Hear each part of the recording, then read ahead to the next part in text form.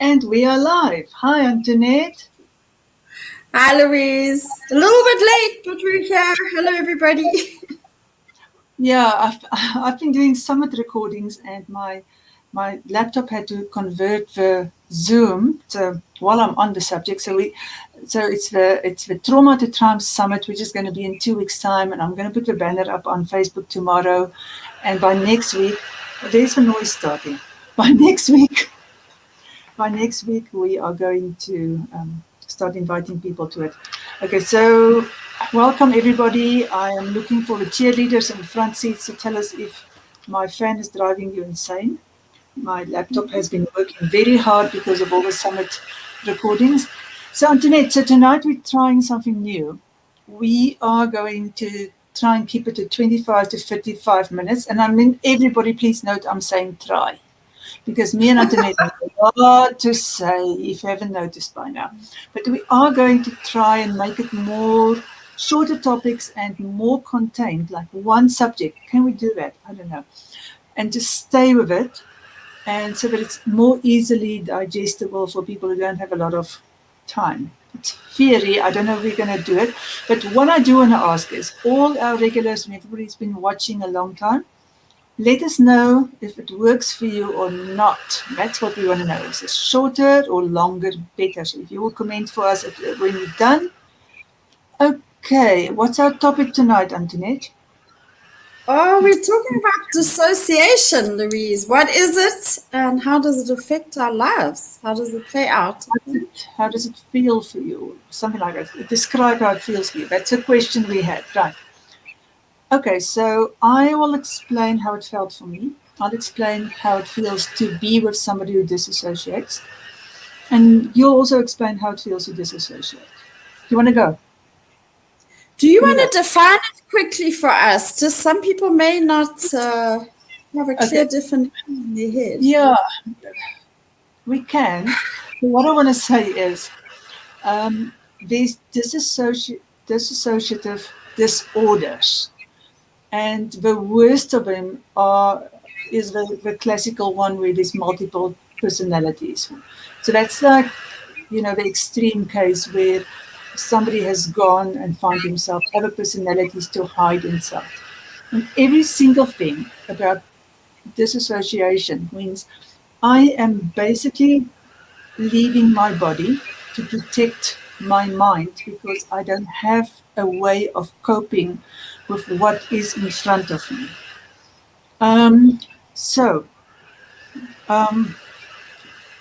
Okay, I'll start. I'll explain.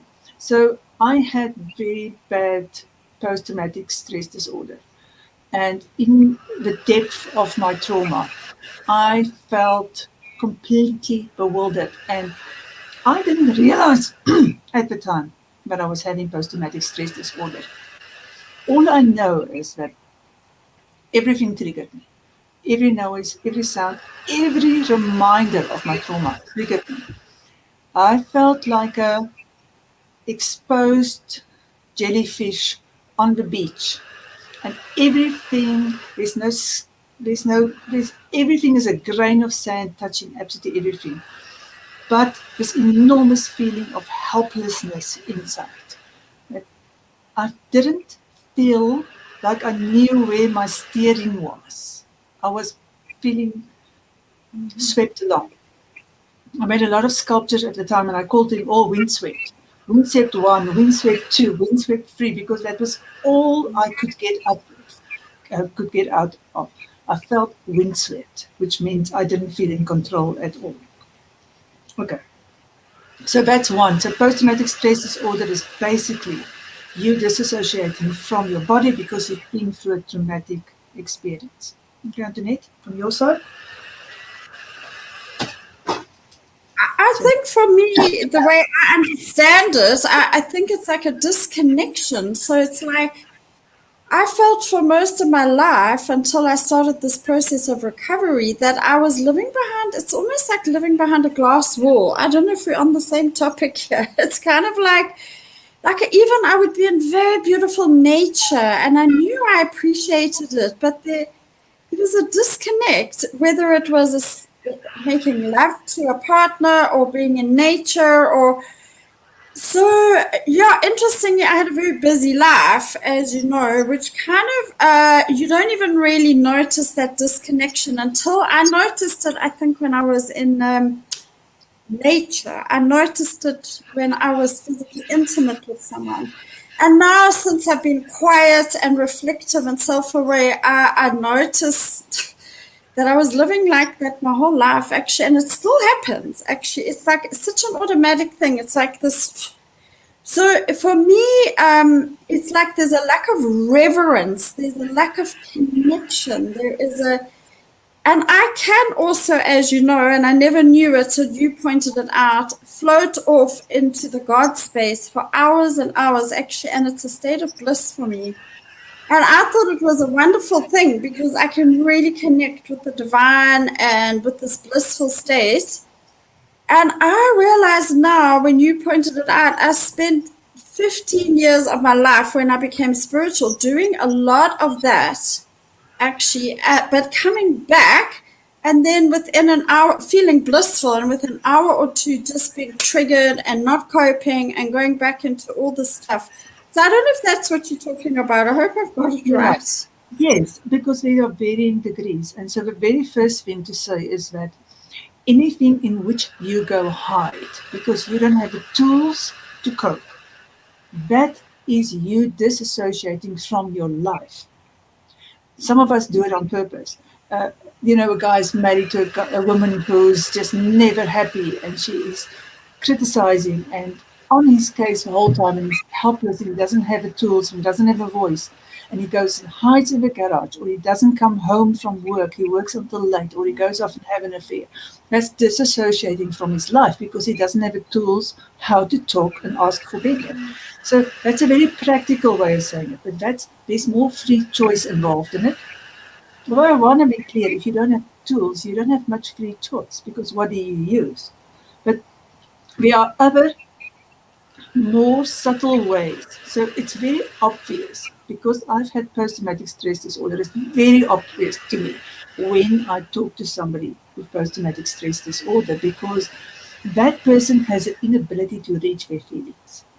And it's about that all disassociation goes. It's about the inability to reach your feelings. Your body have decided it's too much for you, disassociation. It's just like go off, go work, or go over socialize, or go drink, or go play racquetball. Go run until you feel that you want to pass out because it gives you a high. So go into nature or go and overindulge in spirituality because it's a place where you actually feel a little bit in control, so you go and do it. So I need to check.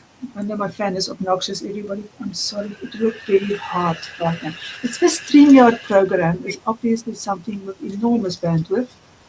And I do live in the middle of nowhere in the countryside. We have no hope of fast internet. Okay, all right. Nobody's complaining here. Thank you guys. You are too kind. I love you guys. Okay. All right. Okay. So now let's go to the next levels of there are a few things that causes dissociation. So the first one is trauma. So if you grew up, you had trauma, it wasn't addressed, it was swept under the rug, or you were made to be wrong, or you were made to be the guilty one, or you were made to feel like your own problems are not as important as the problems of the adults around you. Then you had to do something with your trauma. Now, your body can disassociate you from that by taking away your memory. And now all of a sudden you had a blissful childhood, but you are reacting to everything around you because your body took away your memory. That's a form of it. Then we have people who start any addiction quite young, before they have coping skills, because life is designed so that we can have coping skills little bit by little bit by little bit. From 12 onwards, we're supposed to learn how to be adults and have choice and make our own mistakes and have consequences and have learn how to be in the world. But now instead, we've had a challenging set of circumstances. Usually, we feel overlooked, we don't feel important, or sometimes we're just not a fix for what's going on in our houses, and we find something that we get addicted to. Sometimes it's just peer pressure, fitting in, not feeling like we fit in, but when we start using or abusing anything, we suddenly feel like we fit in. So now we start, say, smoking weed. And instead of getting coping tools, we find bliss in the arms of Mother Weed. Or we start drinking. Or we start overachieving. And we love being, the clever one, the fast one. And so we get addicted to that. So that means we don't have balance, or we don't have enough tools in our life. And that becomes our place to hide. So it's a way of not dealing with what we don't have tools for. But then, so addiction is one of the major causes. So what happens with a lot of alcoholics when they become sober, they're now sober, but they haven't learned those coping tools. And it happens actually with other people in other addictions too. It's not just alcoholics. So all of a sudden, the drug is not there anymore. You can't blame it. But this person have never learned coping skills. And it's called dry drum syndrome. And it is excruciating for everybody who has to live with it.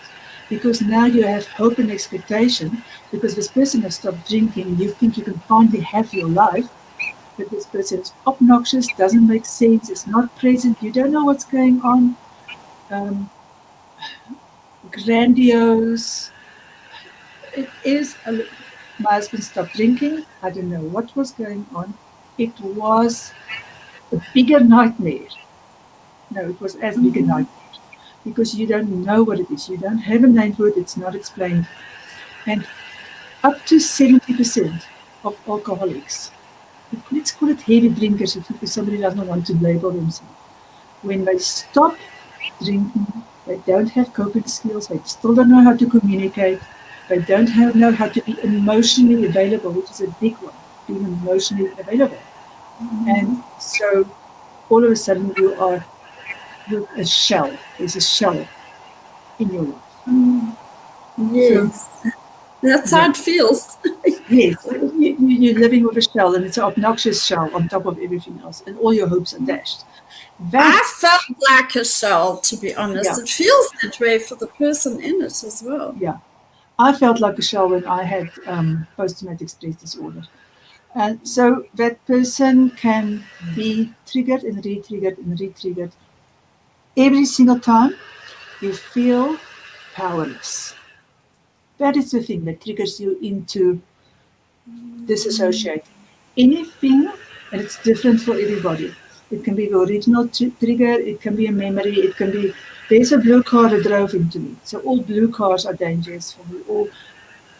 What happened with me is a psychologist asked me, explain to me exactly what happened that and that day. And the first time I did, and I went into post-traumatic stress disorder all over again after I was gone. And the second time she asked me, I said to her, no, I'm never telling you this again, because the last time I went into post-traumatic stress disorder. So this is a professional who was supposed to help me, who didn't know this. And I only recognized it because I realized that that memory re-triggered me. So the memory, when you have post-traumatic stress disorder, it's not working through the memory that heals you. You have to find other techniques to heal you. You've got to be very careful of being re-triggered. Then another thing which happens with dissociation is But a lot of people with ADD have it. And there's a reason for that. So I say ADD, ADHD, but more adults have ADD because they get rid of hyperactivity, wears down. So more adults have ADD and not ADHD. And it shows in adulthood. That it shows very clearly in adulthood because you're supposed to be in a connected relationship with someone. And now you can't connect. So again, a feeling of helplessness because the ADD brain has been designed in a different way from the run-of-the-mill every other person's brain. So the neurotransmitters doesn't work so well. And the person with ADD have to concentrate right through the day in order just to function normally. So the overwhelm happens very easily. And so somebody with ADD very often and very easily dissociates. So those are some regular conditions that causes it. And I think we have explained how it feels. So let's go and see if there's any questions. Do you have any questions, Antoinette? No, just love. We will cover some tools on how to work with it. I think it's a very hard coping mechanism to identify first and secondly to work with, to be honest. Okay, all right, so there we go. Hi, Linda. Yeah, overwhelmed is a big feeling. Hi, Caroline. Nice to see you. And hello. Yay. Caroline's got a comment for us. I still get with having to be fine to marvelous. Oh, having to be fine to marvelous to be accepted. So, okay, so Caroline, what you mean is, if you're not fine to marvelous, then you don't feel like you're accepted. Okay, all right. Just confirm for me because I'm not sure that I understand you. Okay. All right. So, okay, Deborah, so you have ADD and you have some tools. Okay, so you want some tools. No problem. Okay, we can talk about tools. I'm very happy to talk about tools. Okay. All right. Can I explain for me? I'll come back to the message to the messages just now. And if anybody else have got questions, remember we're running through this today, people. We've got to aim. We're going to be done in 10 minutes. I know you don't believe it. I don't believe it either, but let's see. Okay. All right. So the problem with disassociation because of these causes, which is trauma, or because you struggle to keep a connection because you don't have the necessary tools because you didn't learn in because of your addiction, and therefore called dry drunk or dry addict syndrome, or because you have ADD. All of these things are very much out of your control at the very moment when you are inside it. That's the first thing to realize, and that it was there as a blessing to protect you. So the very first thing is get support. Now, I'm going to suggest that you find somebody who does emotional freedom techniques, EFT, which is tapping, and I have used tapping very successfully with a lot of my clients. It is actually a scientific method because it works on your tiny nerve systems that's right for your body, and for some sort of reason, and electron microscopy have shown that they are sitting there, all the tapping points. And if we have time, I can do a fast one. Maybe we'll see how we go. Maybe. I've been promising to do one online for a long time, so maybe I can do one. Yeah, let's do one. Okay, so I'll do one at the end. So that's something that works fantastically well.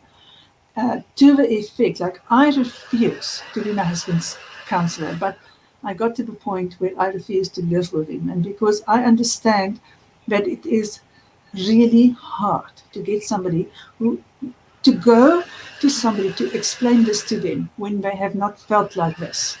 when they've learned it in a book. It's a little bit asking too much. And when the books don't tell you, don't ask the people about their terrible ordeal that we went through, the trauma. It's going to re-trigger them. And then they ask you, and then it re-triggers you. So the normal talk therapy doesn't work, but that's a natural way where most therapists are going to take you. So it's hard to get help if somebody actually see it and recognize it in the first place. The second place, with alcoholics or anybody who's off addiction, a lot of people are not going to realize what's really going on. They're just going to see some obnoxious asshole who is, not thankful for all of life's blessings, instead of realizing that this person's got a real clinical problem. This person can't help it. They are being obnoxious because they are not entirely inside their bodies. They are having a hard time connecting with you because they're not emotionally able to do it, and they haven't learned all these tools. So they're 12 or 13 years old because that's when they started using something. So they don't have all these tools, so they feel powerless all the time. Feel powerless, you're going to be triggered. So, and then the case of ADD, tough luck. You are going to encounter these problems from time to time, simply because if you've not been diagnosed early enough, you're going to lack some coping tools. Your brain is wired differently, and your body dissociates very easily. Okay, so what you have to do is you've got to get a script for yourself of taking your body from powerless to feeling empowered.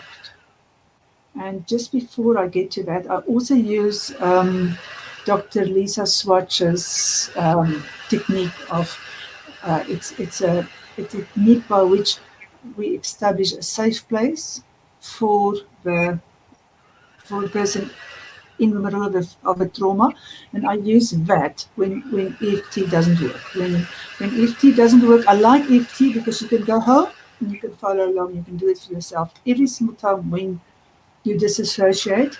And it's usually not you that's going to pick it up. It's usually the people around you going like, huh, what's going on here? So the people around you have to help you to notice that. I can hear you very well. You can't?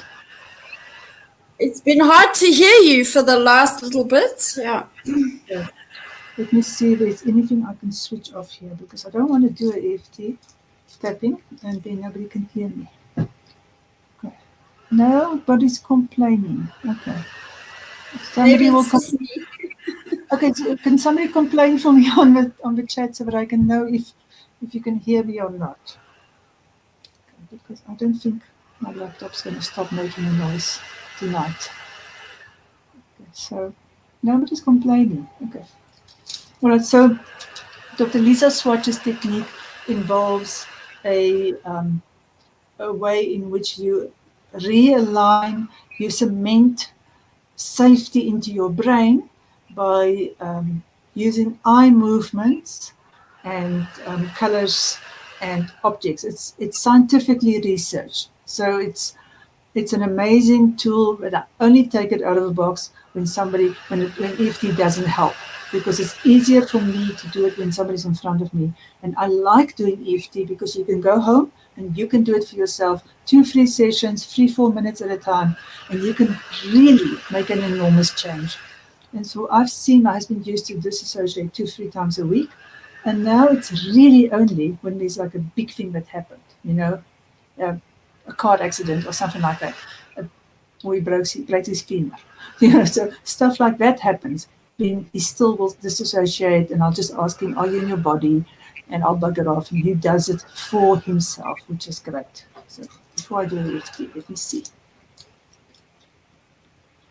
Yeah, sorry, Deborah, it is.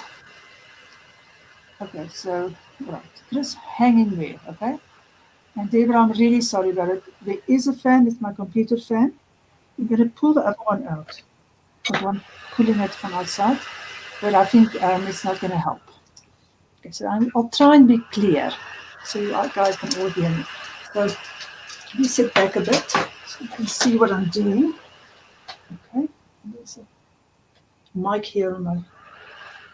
Okay, so the tapping point is a karate chop. So it's on the hand like this. And on top of your head, above your eyebrows, underneath your eyes, under your nose, under your chin, on your chin, and your collarbone, you will feel there's a place where it feels more sensitive. Under your arm, you can do both or just one, and back to the top of your head. And also, if you want to Google, you can Google. You can Google tapping for trauma or tapping for post-traumatic stress disorder. There are some good ones out there. But you can write the script yourself. So it starts like this. You always start, even though you bring up your problem, which is even though I'm feeling disempowered at this moment. Even though. Okay, so I'm just going to do a very short one, 3 rounds, and we're done. So if you're home, follow along just so you can get used to the sequence. Okay, all right. Even though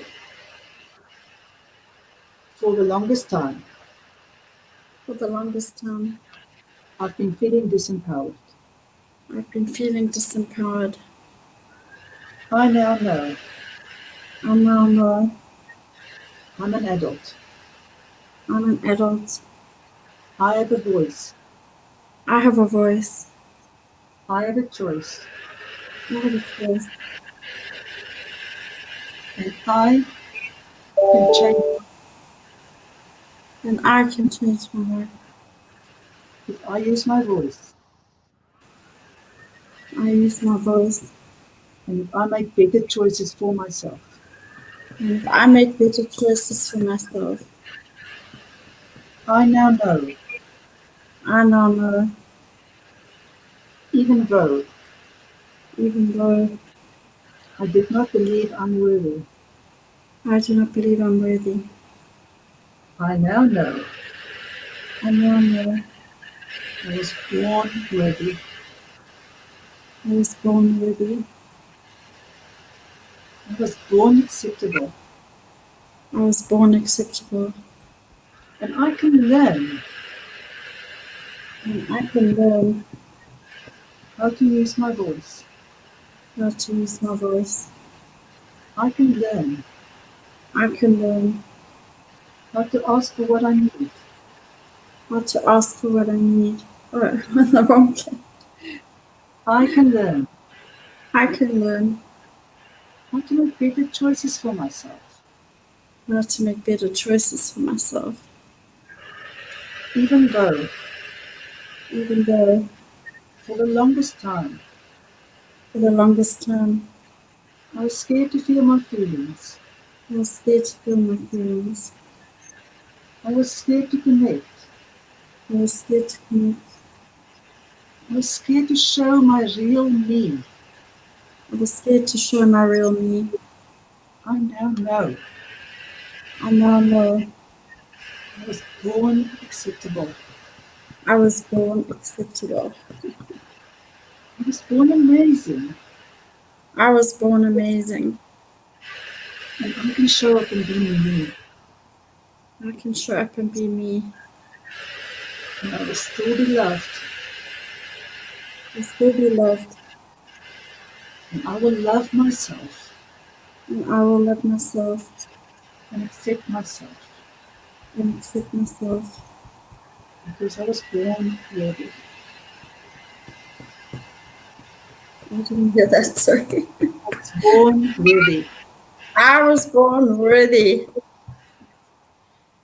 Even though Even though I feared connection, I fear connection, I now know I now know there's more of me.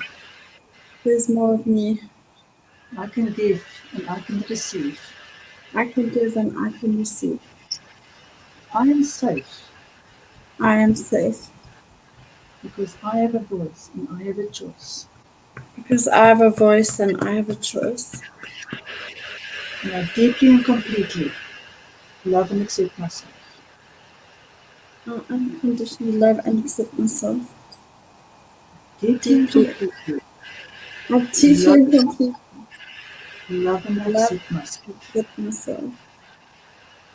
Deep breath in.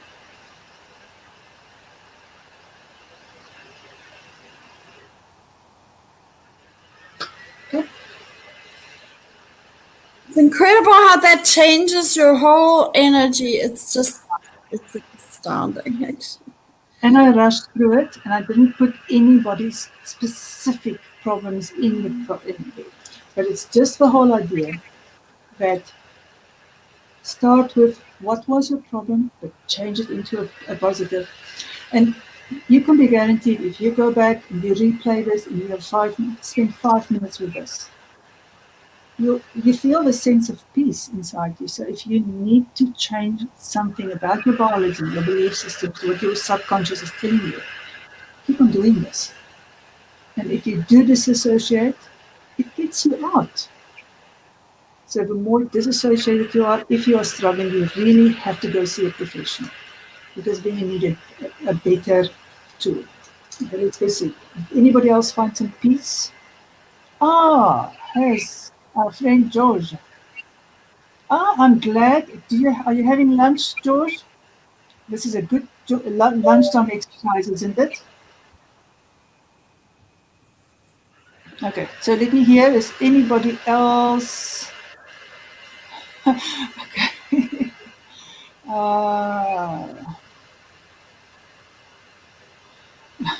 They're joking with us. You can't see it. They're joking with us. George says he wants to complain. Okay, so let me see what Robin says. Yeah. I'm glad you've experienced it, Robin. It is absolutely amazing. Okay, there we go. It was wonderful. Feels like peace.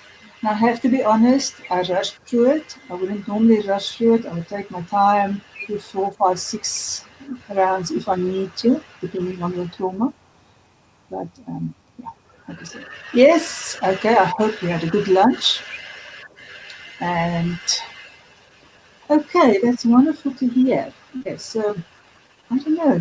We don't have anything else to talk about, do we? When we're all feeling at peace, we all want to just slink off and go. I think, Louise, if people don't want to do their own tapping words in the beginning, I couldn't come up with my own words. I use a guy called Brad Yates. I know you've got your own person, but if you Google Brad Yates tapping for anything from miracles to stress to sadness to feeling unloved, it'll come up. And who's the guy? Nick Ortner, I think, is the guy you use. Yeah, put the link in on net. I haven't looked at what he does, but you cannot have enough of these kind of real actionable help. And this is like the fastest way. It's amazing how fast it works. And like I say, if you're deeply traumatized, do it 2, 3 times. And if you don't have your own words, find a good video without a noise that whirs around. Although the script is a pretty good one for our core fears, which is always about not feeling worthy and acceptable, and that causes such a lot of problems. And so this is not going to harm anybody, and just pretend you don't hear the fan. And yeah. Okay, so we're going to look at our this is lovely. Okay, Chris. Okay, Chris, you go out and you do it a lot, okay, for that inner peace together with meditation. Can't say enough about meditation, but meditation doesn't take you out of post-traumatic stress. Just teach you mindfulness. Okay, thank you very much. Enjoy the rest of your day, George.